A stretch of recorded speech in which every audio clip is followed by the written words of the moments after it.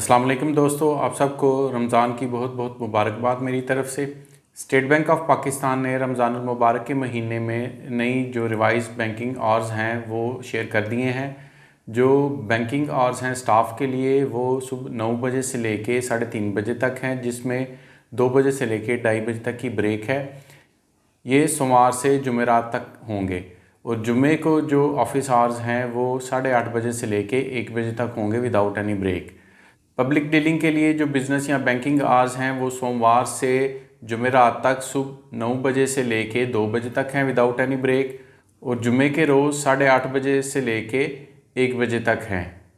23 मार्च को यूम पाकिस्तान के हवाले से बैंक बंद है और 24 मार्च को भी ज़कात की कटौती के हवाले से बैंक बंद होगा पब्लिक डीलिंग के लिए। जैसे ही रमज़ानुल मुबारक ख़त्म होगा तो जो बैंकिंग टाइमिंग है वो पहले जैसी हो जाएगी। अपनी दुआ में याद रखिएगा। आपके लिए बहुत सी दुआएं। अल्लाह हाफ़िज़।